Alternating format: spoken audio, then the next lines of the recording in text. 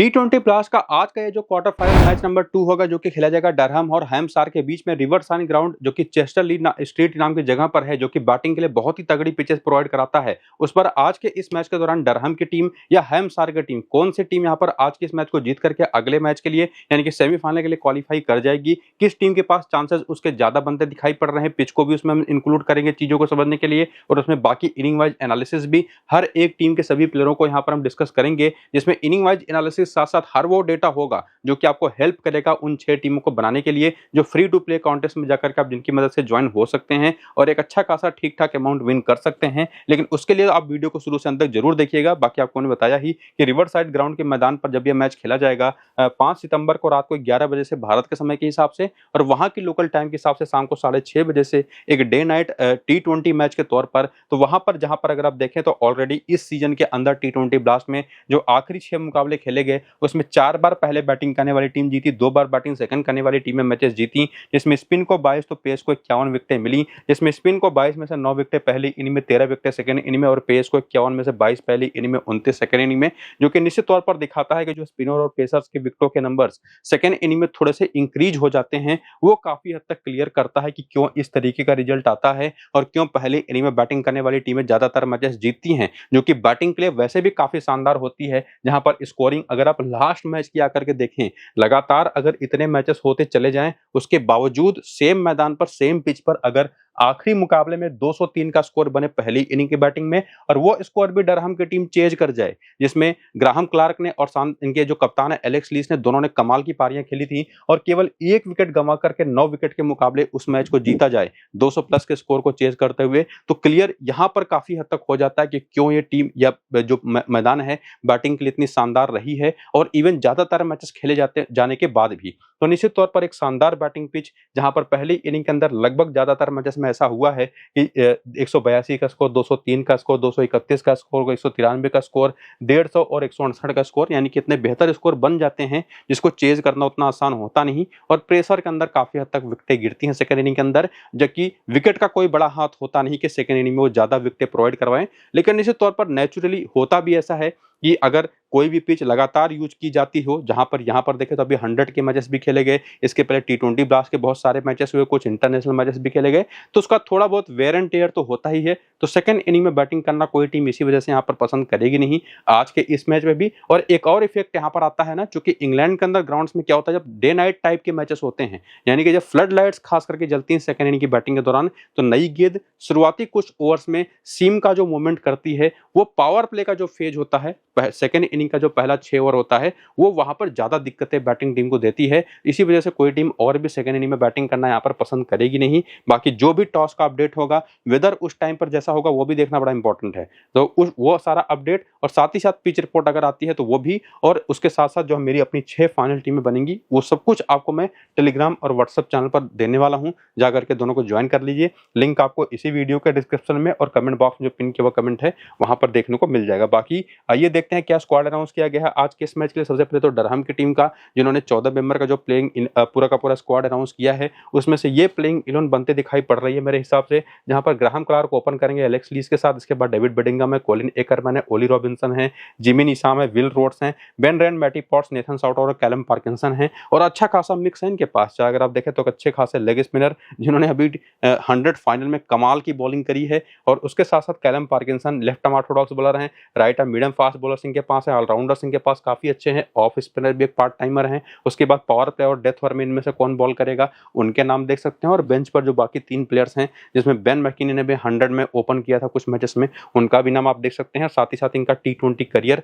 वो भी आप यहाँ पर देख सकते हैं, जिसमें बड़ी एक यूनिक चीज आपको मिलेगी ना, जैसे फॉर एग्जांपल एलेक्स लीस को ले लें तो 94 टी20 मैच में 2195 रन है, 27 का बैटिंग एवरेज है, जिसमें पहली इनिंग का बैटिंग एवरेज 25 है, सेकेंड इनिंग का 31 है, जो कि दिखाता है कि निश्चित तौर पर दोनों इनिंग का बैटिंग एवरेज में बहुत बड़ा डिफरेंस है नहीं, लेकिन जो एक हल्का सा और थोड़ा सा डिफरेंस है वो क्लियर करता है कि सेकंड इनिंग में ज्यादा कंफर्टेबल होते हैं। और उसी तरह से ग्राहम क्लार्क का भी ओवरऑल बैटिंग एवरेज जो 25 का है, पहली इनिंग का 27 तो सेकंड इनिंग का 24, जो कि निश्चित तौर पर बहुत बड़ा डिफरेंस क्रिएट नहीं करता, वो भी आप देख सकते हैं। हर एक बैटर का पूरा करियर और रिंग के बेसिस पर वो उनका डेटा जो कि बताएगा क्या वो किस इनिंग में ज्यादा कंफर्टेबल होते हैं। ठीक उसी तरह से किसी बॉलर का डेटा अगर आप देख लें, जैसे मैटी पॉट्स हो गए, 69 मैचेस में 75 विकेटें ले चुके हैं, लेकिन इन 75 विकेटों को लेने में जो पहली इनिंग की बॉलिंग करते हुए जब भी इन्होंने जितनी भी विकेटें चटकाई हैं ना, उसके लिए इनको ऑन एन एवरेज 14 गेंदें लगती हैं पहली इनिंग की बॉलिंग में 1 विकेट चटकाने के लिए। लेकिन वहीं पर जब सेकंड इनिंग की बॉलिंग आती है तब वहां पर 22 गेंदें लगने लगती हैं। यानी कि ऐसा मैं बिल्कुल नहीं कहूंगा कि सेकंड इनिंग की बॉलिंग में नहीं चलने वाले, लेकिन ये कम से कम इनका करियर बताता है ये पहली इनिंग में ज्यादा फ्रीक्वेंसी के साथ या ज्यादा चांस बनाते हैं विकेट निकालने का। ये चीज आपको यहां से समझ में आ जाएगा, हर एक बॉलर का भी, हर एक बैटर का भी। तो उसको वीडियो को रोक करके जरूर देख लीजिएगा डेटा। बाकी रिसेंट फॉर्म अगर आप आकर के देखें तो डरहम की टीम जो इसी मैदान पर अपने आखिरी वाला मुकाबला वन साइडेड जीत करके आई, और उसी मैच में जो आपको पीछे पिच रिपोर्ट में दिखा चुका हूं कि 200 प्लस का स्कोर चेज करते हुए 1 विकेट गंवा करके उस मैच को उन्होंने जीता था ना, उस मैच में ग्राहम क्लार्क ने शानदार 79 की इनिंग खेली थी। और साथ ही साथ उसी मैच में 101 नाबाद की पारी एलेक्स लीस ने खेली थी, और उस मैच में 101 नाबाद की शानदार पारी खेलने के बाद अगर आप देखें ना तो एलेक्स लीस ने अपने फॉर्म को काफी हद तक मेंटेन रखा, और बाकी आगे के डोमेस्टिक मैचेस में भी 138 नाबाद, 148 और 64 की 3 और शानदार पारियां खेल दी अगले 6 मैचेस में।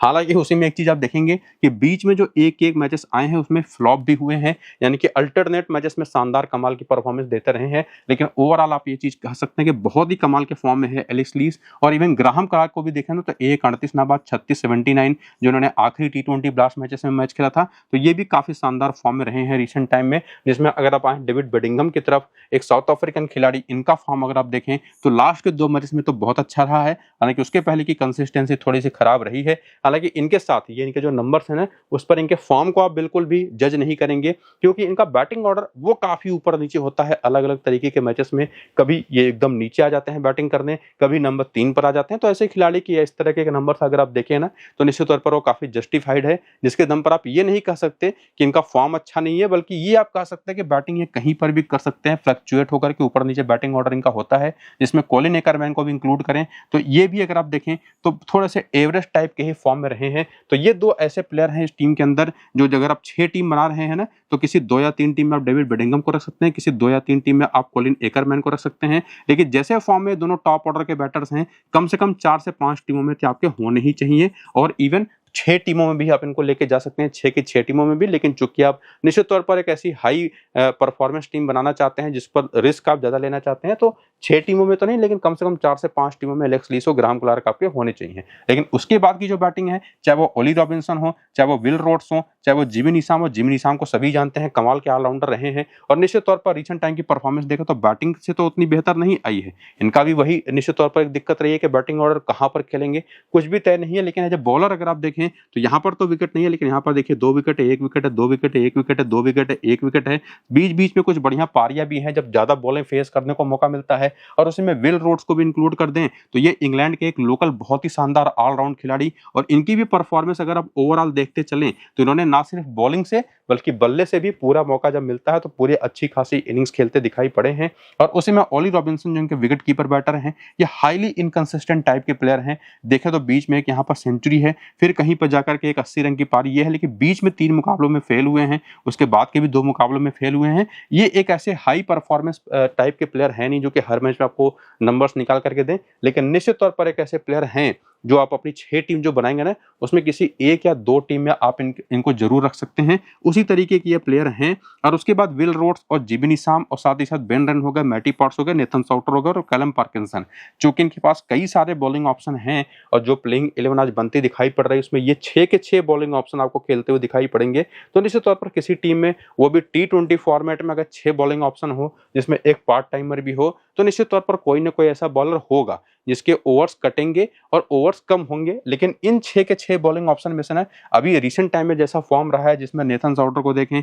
आखिरी मैच में 3 विकेट लेकर के, उसके पहले 2 विकेट लेकर के, तो बढ़िया फॉर्म में दिखाई पड़ते हैं। और उसी में अगर आप देखें जिमी निशाम, विल रोड्स का तो फॉर्म आपने देख ही लिया जो कि काफी बेहतर है। बाकी बेन रेन, ये भी T20 फॉर्मेट्स के बहुत ही शानदार बॉलर रहे हैं और काफी सारी विकेटें निकालते दिखाई पड़े हैं रिसेंट टाइम में, और मौका मिलता है तो बल्ले से रन भी बना करके देते हैं। लेकिन उसी में मैटी पॉट्स को देखेंगे ना तो रिसेंट के लास्ट के 3 मैचेस में केवल 2 विकेट है, लेकिन उसके पहले के और 2 मुकाबले इंक्लूड कर लें तो 5 मैचेस में 6 विकेटें हो जाती हैं। और जैसा कि आपने इनका करियर देखा भी था कि ये पहली इनिंग में ज्यादा कंफर्टेबल एक बॉलिंग ऑप्शन होते हैं। और उसी में कैलम पार्किंसन, एक लेफ्ट आर्म ऑर्थोडॉक्स बॉलर, जिनके आखिरी के 6 मैचेस देखेंगे तो 6 विकेटें हैं, जो कि नॉर्मल सा फॉर्म है। तो निश्चित तौर पर जब ये 6 बॉलिंग ऑप्शन में से आपको प्लेयर पिक करने हो तो विल रोड्स और जिमी निशाम 2 ऐसे खिलाड़ी होंगे जिनको 2 से 3 टीमों में आपको जगह देकर के रोटेट करके अपनी टीमों में इंक्लूड करना है। लेकिन बेन रेन एक ऐसे बॉलिंग ऑप्शन होंगे जो कि कम से कम 4 से 5 टीमों में होंगे और बाकी जो 1 या 2 टीमों में जगह बचेगी उसमें मैटी पॉट्स और कैलम पार्किंसन और साथ ही साथ नेथन साउटर, जिसमें सबसे इंपॉर्टेंट बॉलिंग ऑप्शन मैटी पॉट्स हो जाएंगे अगर पहली इनिंग की बॉलिंग है।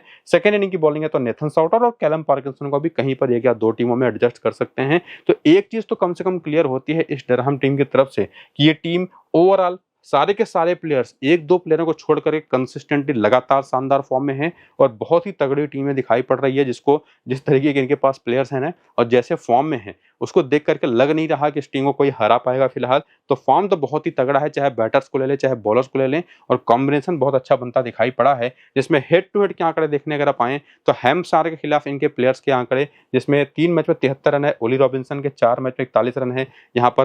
पर जिमी निशाम के, जिसमें पहली इनिंग का स्ट्राइक रेट 18 है, सेकंड इनिंग का 36 जब बॉलिंग की बात करते हैं, और 11 मैच में 7 विकेट है नेथन साउटर का। तो एक तो ज्यादातर प्लेयर ऐसे है नहीं कि जो इस टीम के खिलाफ खेले हों, क्योंकि दोनों टीमें ना नॉर्थ ग्रुप और साउथ ग्रुप की टीम है जो कि फिलहाल क्वार्टर फाइनल मैच खेलेंगी। कहीं 2011-12 में आखिरी बार ये दोनों टीमें कोई T20 मैच खेली थी एक दूसरे के खिलाफ, तो ज्यादा बड़ा सैंपल साइज आपको देखने को मिलेगा नहीं। और उसके बाद अगर आप वेन्यू का डेटा देखेंगे तो वहां पर आपको निश्चित तौर पर काफी बढ़िया डेटा मिल जाएगा, जिसमें ग्राहम कारक हो गए, एलेक्स लीस हो गए, 59 मैच में 1632 रन 28 का एवरेज है। एलेक्स लीस का बैटिंग एवरेज यहाँ पर 32 का है, हालांकि डेविड बेडिंगम केवल 21 का एवरेज है, लेकिन कॉलिन एकरमैन का 34 का हो जाता है, 29 का बैटिंग एवरेज है ओली रॉबिन्सन का। और ये तो बैटिंग एवरेज ओवरऑल है, इसको आप इनिंग के हिसाब से भी चीजों के हिसाब से जरूर आप देखिएगा। और जो आपको मैंने पीछे बताया था ना कि इन प्लेयरों को इतनी टीमों में रखना है, उस हिसाब से रोटेट करते टाइम वो इनिंग वाइज जो बैटिंग एवरेज है उसको काफी हद तक अपनी टीम में जगह दीजिएगा उन नंबर्स को। बाकी विल रोड्स यहाँ पर कुछ खास कमाल है, जब बॉलर तो नहीं कर पाए हैं, लेकिन इस पूरे सीजन के दौरान ना बॉलिंग बहुत की है इन्होंने,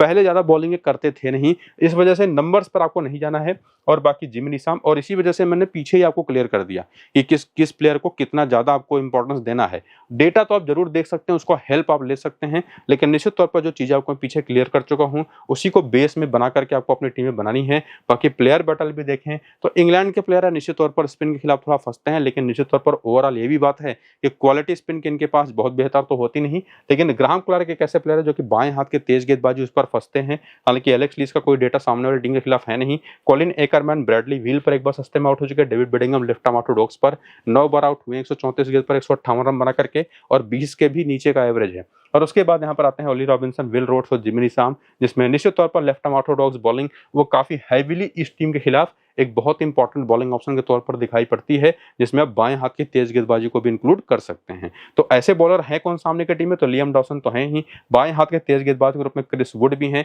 और जो स्क्वाड इस टीम ने अनाउंस किया है आज के इस मैच में हैम्पशायर की टीम ने, टोटल 13 मेंबर का स्क्वाड, जिसमें ये 2 प्लेयर बेंच पर बैठे दिखाई पड़ सकते हैं। ये बैटिंग ऑर्डर और प्लेइंग 11 हो सकता है, जिसमें टोबी अल्बर्ट ने आखिरी मैच एज ओपनर ही खेला था, लेकिन चूंकि जेम्स विंस के साथ अब क्रिस लिन को भी इंक्लूड किया स्क्वाड में, तो पूरी उम्मीद है कि ये टॉप 3 के बैटर्स होंगे, इसमें से कोई 2 ओपन करेंगे, कोई एक नंबर 3 पर आ जाएगा। तो जरूरी नहीं कि टोबी अल्बर्ट ही नंबर 3 पर हो, बाकी दोनों में से भी कोई नंबर 3 पर आ सकता है, तो बाकी 2 ओपन कर देंगे। बाकी एली और हैं, हिल्टन कार्टराइट है, जेम्स फुलर है, बाकी की बॉलिंग है, कौन पावर प्ले में आएगा, कौन डेथ में बॉलिंग करने आएगा, उनका नाम है, जो कि ओवरऑल 4 ओवर की बॉलिंग भी करके दे सकते हैं। बाकी ये करियर का डेटा है, जैसे आपको मैंने पिछली टीम का समझाया था ना कि पूरा करियर का डेटा तो देखिए ही कि क्या बैटिंग एवरेज रहा है ओवरऑल, इनिंग के हिसाब से भी चीजों को आप जरूर देख करके समझिए, जिसमें आपको कम से कम एक प्लेयर यानी कि टोबी अल्बर्ट तो ऐसे मिल ही जाएंगे जो पहले इनिंग के ज्यादा बेहतर ऑप्शन हो जाते हैं, और उसी तरह से बॉलर के भी स्ट्राइक रेट को इनिंग के बेसिस पर और ओवरऑल करियर को देख करके चलिए, जिससे आपको हेल्प मिलेगा टीम बनाने में, कम से कम कि जब प्लेयर पिक करने लगेंगे आप इनिंग के बेसिस पर उसको करियर के डेटा को इंक्लूड करके, तो वो काफी हेल्प आपको करेगा। बाकी रीसेंट फॉर्म के आंकड़े अगर आप देखने आए तो यहाँ पर आप देखेंगे कि जेम्स विंस हो गए, क्रिस लिन हो गए, टोबी अल्बर्ट हो गए, इसमें से अगर आप देखें तो रिसेंट टाइम में जेम्स विंस का फॉर्म थोड़ा सा डाउन रहा है। हालांकि T20 ब्लास्ट जब हो रहा था ना, इसके पहले ये तो सेकंड फेज में मुकाबले खेले जा रहे हैं, बीच में द 100 हुआ था, द 100 में ये बहुत ही बुरी तरह से आउट ऑफ फॉर्म थे, केवल एक ठीक ठाक पारी 41 रन की खेल गए थे यहाँ पर, एक ये 29 की पारी, बाकी पूरा का पूरा सीजन इनका बहुत ही खराब गया था द 100 का, तो ओवरऑल बहुत ही बुरे फॉर्म से गुजर रहे हैं। बाकी क्रिस लिन की बात करें तो एक हार्ड हिटर है, उसी तरीके का फॉर्म भी आपको दिखाई पड़ेगा, यानी कि चल गए तब तो बड़ी बड़ी पारी भी खेल के दिखाएंगे ये, लेकिन अगर आउट हुए तो शुरू में ही आपको आउट होकर के बाहर जाते भी दिखाई पड़ेंगे। लेकिन उसमें टोबी अल्बर्ट एक नाम के एक ऐसे प्लेयर हैं जो कि ज्यादा बेहतर फॉर्म में रहे हैं, और इस पूरी बैटिंग लाइनअप में सबसे बेहतर फॉर्म में टॉप 3 में दिखाई पड़ते हैं, जिसमें एली और भी एक लेफ्ट हैंडेड बैटर हैं, ये भी काफी बढ़िया फॉर्म में रिसेंट टाइम पर रहे हैं। ना सिर्फ इन्होंने हाफ सेंचुरी लगाई है, छोटी छोटी पारियां भी खेली हैं, शुरुआत करी है, जिसमें सेंचुरीज भी आपको देखेंगे इनकी आती दिखाई पड़ेंगी। तो ये दो सबसे बेहतर फॉर्म के प्लेयर हैं। हालांकि T20 पर्सपेक्टिव में एली ओर हो गए, हेल्टन कार्टराइट हो गए, ये दोनों के दोनों खिलाड़ी जो कि काफी ठीक ठाक फॉर्म में है रिसेंट टाइम पर, ये उतने इंपॉर्टेंस लेकर के नहीं आते कि आप इन दोनों को लेकर के जाएं। लेकिन एक चीज आप ध्यान में रखिएगा, जो अपनी 6 टीम आप बनाएंगे ना, तो 2 तो आउट ऑफ फॉर्म प्लेयर हैं, तो ये 2 ऐसे प्लेयर होंगे जो कि 2-2 3-3 टीमों में आपके होंगे, 2-2 3-3 टीमों में ये दोनों के दोनों प्लेयर ओपनर्स जो हैं। लेकिन चाहे वो टोबी एल्बर्ट हो, ये तो कम से कम 4 से 5 टीमों में आपके आने लायक फॉर्म दिखाते ही हैं। वहीं पर एली ओर हैं, ये आप 3 से 4 टीमों में इनको जगह दे सकते हैं। बाकी 1-2 टीमें, चूंकि ये T20 फॉर्मेट है, तो हेल्टन कार्टराइट जो कि स्पिन भी अच्छा खेलते हैं, पेस भी अच्छा खेलते हैं, वहां पर आप इनको इस तरह से इंक्लूड करेंगे। लेकिन जब आप बॉलिंग की तरफ चलते हैं, तो एक तो ऑलराउंडर आपके पास यहाँ पर जेम्स फुलर हैं, जो कि ना सिर्फ एज ए बैटर बल्कि एज ए बॉलर भी जबरदस्त फॉर्म में रिसेंट टाइम पर रहे हैं। और ये एक ऐसे प्लेयर है जो कि कम से कम 4 से 5 टीमों में तो आपके जरूर होने चाहिए, उस इंपॉर्टेंस के साथ ही आपको दिखाई पड़ेंगे। जो कि इनका पूरा का पूरा बैटिंग ऑर्डर भी अगर आप देखें ना, तो बहुत ज्यादा भरोसा भी नहीं कर सकते, ज्यादातर प्लेयर आउट ऑफ फॉर्म है, कम से कम 2 से 3 प्लेयर, तो इस वजह से इनकी बैटिंग आने के भी चांसेस काफी अच्छे हैं। बॉलिंग तो आपको 3 से 4 ओवर करके देंगे ही, तो इनकी इंपॉर्टेंस काफी हाई है। बेनी हॉवेल का भी फॉर्म अगर आप देखें तो बहुत ज्यादा विकेट रिसेंट टाइम पे ली नहीं है, लेकिन बॉलिंग वो ये काफी हद तक 3 से 4 ओवर की करके देते हैं। लेकिन फिर भी चूंकि फॉर्म को भी इंक्लूड हम करेंगे, तो निश्चित तौर पर 1 या 2 टीम टाइप के ही प्लेयर हैं। लियम डॉसन इस तरीके के मैदान पर one of the most important bowling option बन जाते हैं, रिसेंटली बहुत अच्छे फॉर्म में भी रहे हैं, तो ये भी कम से कम 4 से 5 टीमों में आपके आएंगे। बाकी क्रिस वुड हैं, जो कि आप पीछे देख चुके हैं कि बाएं हाथ के तेज गेंदबाजी पर सामने की टीम के जो बैटर्स है थोड़ा सा नर्वस हो जाते हैं। और बाकी क्रिस वुड का फॉर्म भी अगर आप देखें तो बहुत ज्यादा बेहतर तो नहीं है, लेकिन काफी ठीक ठाक रहा है। इसमें ब्रैडली विल का भी फॉर्म अगर आप इंक्लूड कर दें, इवन स्कॉट करी का फॉर्म इंक्लूड कर दें, अगर ये खेलते हैं प्लेइंग इलेवन के अंदर, जो कि निश्चित तौर पर एडी जैक और बेन मेस अगर बेंच पर बैठेंगे, तो ब्रैडली भी स्कॉट करी तो खेलेंगे। जिसमें स्कॉट करी को देखेंगे तो काफी बेहतर फॉर्म में है, क्रिस वुड काफी अच्छे फॉर्म में है, ब्रैडली विल का फॉर्म थोड़ा सा एवरेज का है। तो निश्चित तौर पर जो 6 टीम आपकी बनेंगी, उसमें 2 से 3 टीमों में क्रिस वुड, हालांकि इनको 4 टीमों में भी इंक्लूड कर सकते हैं। खास करके अगर पहली इनिंग की बॉलिंग है स्कॉट करी को, तो आप सेकंड इनिंग की बॉलिंग में भी प्रेफरेंस दे सकते हैं। उस तरह से रोटेट करके 2 से 3 टीमों में आप इनको भी इंक्लूड कर सकते हैं, जिसमें करियर के जो पीछे आंकड़े आपने देखे थे उसको भी इंक्लूड करिएगा। बाकी हेड टू हेड का डेटा आपके सामने है, जिसमें क्रिस लिंक के 4 मैच में 168 रन है, तो निश्चित तौर पर इस टीम के खिलाफ ये जब भी खेले हैं बेहतर करते दिखाई पड़े हैं। हेल्टन कार्टराइट के 1 मैच में 38 रन है, बेनी हॉवेल के 1 मैच में 1 विकेट है, बाकी 2 मैच में 2 विकेट है स्कॉट करी के, 1 मैच में 19 रन है लियम डॉसन के। इसके बाद वेन्यू का डेटा अगर आप देखें तो उसमें केवल एक तो है क्रिस लिन, इस मैदान पर भी बढ़िया खेल चुके, 2 मैच में 85 रन, हेड टू हेड का भी आंकड़ा काफी अच्छा था। लियम डॉसन इसी मैदान पर 1 मैच खेल करके 4 विकेट ले चुके हैं, स्कॉट करी 1 मैच में 1 विकेट ले चुके हैं। बाकी प्लेयर बैटल का डेटा देखें तो वो भी आपके सामने है, जिसमें एक बार फिर से वही कॉमन चीज, इंग्लिश प्लेयर्स हैं, स्पिन के खिलाफ थोड़ी सी दिक्कतें इनको होती हैं। Callum Parkinson left arm orthodox bowler, leg spinner Nathan Sowter, इसके अलावा लेफ्ट आर्म ऑर्थोडॉक्स ओवरऑल जो टाइप ऑफ बॉलिंग है वो एली ओवर को परेशान करती है, लेफ्ट आर्म ऑर्थोडॉक्स इनको भी परेशान करती है, इवन लेग स्पिन भी। तो लेग स्पिन और लेफ्ट आर्म ऑर्थोडॉक्स बॉलिंग जो सामने की टीम में ऑप्शन है भी, वो निश्चित तौर पर इन बैटिंग अटैक के खिलाफ काफी काम में आएगी। और उसके अलावा जो लोअर ऑर्डर के बैटर्स हैं उनके भी नंबर्स देखें, हेल्टन कार्टराइट, जेम्स फुलर और बेनी हॉवेल के, जिसमें बाकी 2 का तो कोई डेटा नहीं है, लेकिन जेम्स फुलर भी लेग स्पिन पर फर्स्ट है, तो नेथन साउटर की इंपॉर्टेंस वो काफी अच्छी बन जाती है। जिसमें जब अपनी टीम आप बनाएंगे, तो चूंकि डरहम की टीम वो हैविली बहुत तगड़े फॉर्म में है, लगभग सारे प्लेयर, तो उसी के 2 सबसे बेस्ट ऑप्शन है बेन रेन और जिमी नीशम, जो कि सबसे कॉमन कप्तान है, बस कप्तान के ऑप्शन होंगे। जिसमें क्रिस लिन, जिनका आपने देखा हेड टू हेड और वेन्यू के आंकड़े बहुत अच्छे रहे, तो ये एक अच्छे डिफरेंशियल ऑप्शन हो जाते हैं। एलेक्स लीस जबरदस्त फॉर्म में है, बेनी हॉवेल का रोल काफी इंपॉर्टेंट हो सकता है, तो ये कुछ डिफरेंशियल ऑप्शन हैं। बाकी मेरी जो भी फाइनल 6 टीमें बनेंगे टॉस के बाद वेदर और पिच को देखते हुए, वेदर और पिच रिपोर्ट तो आपको मैं दे दूंगा टेलीग्राम पर और व्हाट्सएप पर, बाकी 6 टीमें भी आपको टेलीग्राम और व्हाट्सएप पर दे दूंगा, तो दोनों को जाकर के ज्वाइन करिए। लिंक आपको इसी वीडियो के डिस्क्रिप्शन में और पिन कमेंट सेक्शन में देखने को मिल जाएगा। लेकिन इससे भी इंपॉर्टेंट है कि आप पूरा वीडियो देख करके खुद की भी टीम बनाने की कोशिश करिए। मेरी टीम तो ना ही लें तो ज्यादा बेहतर है, इस तरीके के फॉर्मेट में जहां पर 6 टीमें आपको बनानी होती हैं। चाहिए तो निश्चित तौर पर टेलीग्राम और व्हाट्सएप आप जाकर के ज्वाइन हो सकते हैं, डिस्क्रिप्शन में लिंक आपको मैंने दे दिया। तो फिलहाल ये वीडियो यहीं पर करें खत्म, चलते हैं, नमस्कार।